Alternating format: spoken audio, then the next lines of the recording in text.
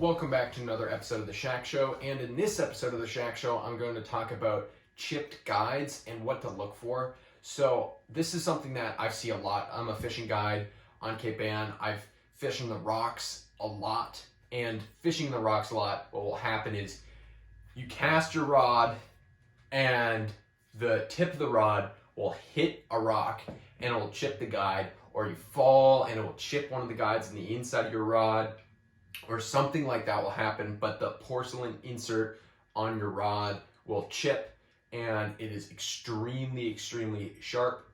And if you have braided line or monofilament line for that matter, if it gets put under tension, but especially braided line, if it gets put under tension, it will cut like it's under a knife. It's crazy how easily you'll cut your line. And I've seen people go through whole plug bags without realizing that their guides are chipped.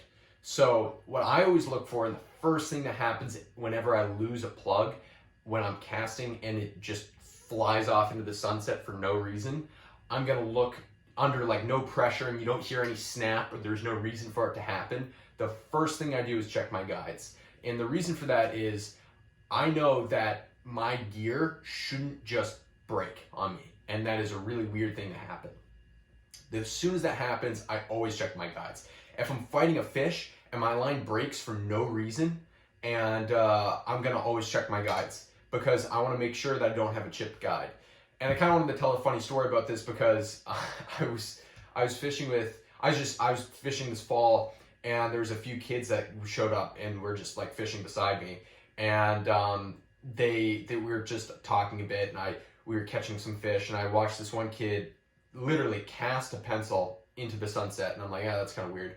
And I said to him, oh, I wonder if you have a chipped guide, and he didn't really respond or anything. And then he retied, he was fishing a little bit longer, and then he hooks a bass, and he loses the fish. It was like a pretty decent bass too. It was probably like 32 inches, 33 inches, and he was pissed. And I was like, you should check your guides. He's like, what do you mean? And I was like, the porcelain insert in your guide might be chipped, and if it chips, the line under tension will cut almost immediately.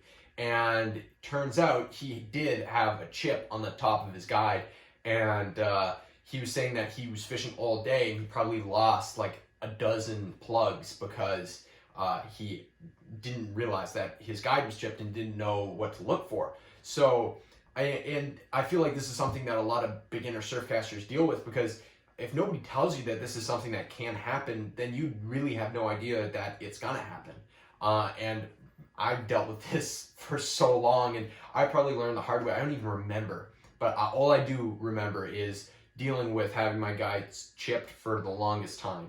But I don't even remember the first time it happened to me, but I do remember casting plugs off into the sunset during blitzes or during, good feeds and wondering what happened, and then looking at my rod and realizing, damn, I have a chipped guide and that my day is over. So I kind of wanted to do a short video on this just because I remember that funny thing, and I remember that he didn't really realize it. And it even will happen, if you can see here, I smashed this, or maybe somebody that I was guiding smashed this, and it lost the entire porcelain insert. As you can see, like right there, there's actually a porcelain insert. I hope you can see it, by the way.